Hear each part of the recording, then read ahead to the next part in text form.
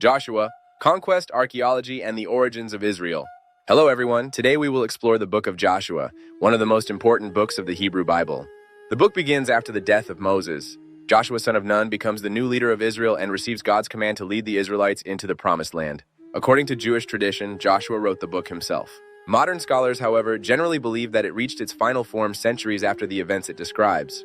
The book is divided into two major sections. Chapters 1 through 12 describe the conquest of Canaan, while chapters 13 through 21 describe the distribution of the land among the tribes of Israel. One of the major themes of the book is the presentation of Joshua as a new Moses. Moses led Israel through the Red Sea, while Joshua leads Israel through the Jordan River. Moses encountered God at the burning bush, while Joshua encounters the commander of the Lord's army near Jericho.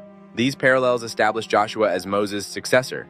The conquest begins with the story of Rahab and the spies. Rahab hides the spies in Jericho and helps them escape. Because of her actions, she and her family are spared when the city falls. After crossing the Jordan River, the Israelites celebrate Passover and prepare for battle. The first major victory is Jericho. According to the biblical account, the Israelites march around the city for 7 days. On the seventh day, the priests blow their trumpets, the people shout, and the walls collapse. The city is placed under the ban, or harem. Everything is devoted to God and destroyed except Rahab and her family. The next campaign takes place at Ai. Israel initially suffers defeat because Achan has violated the ban by taking forbidden items from Jericho. After Achan is punished, the city is conquered. The book then describes campaigns against kings in southern and northern Canaan.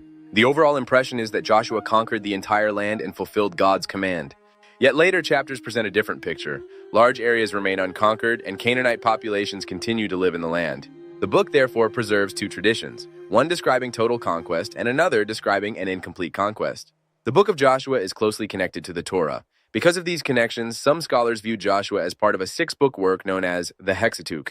Later, the scholar Martin Noth argued that Joshua belongs to the Deuteronomistic history, a larger work extending from Deuteronomy through the books of Kings. The greatest challenge to the traditional reading of Joshua comes from archaeology. Early archaeologists such as William Fox Albright believed that destruction layers in Canaanite cities confirmed the biblical account. Later excavations produced a different picture. Many cities were destroyed at different times, and some were not occupied during the traditional period. As a result, alternative theories emerged. Some scholars proposed a gradual settlement. Others argued that Israel emerged from within Canaanite society itself. An important discovery is the Merneptah stele from Egypt, dating to about 1208 BCE. It contains the earliest known reference to Israel outside the Bible and confirms that a people called Israel already existed in Canaan at that time. Today, most scholars agree that archaeological evidence points to a long and gradual emergence of Israel within the land. Yet the purpose of Joshua was not simply historical, it was theological and ideological, presenting a vision of one God, one people, and one leader. Whether read as history, theology, or national memory, the book of Joshua remains profoundly influential. Thank you for watching.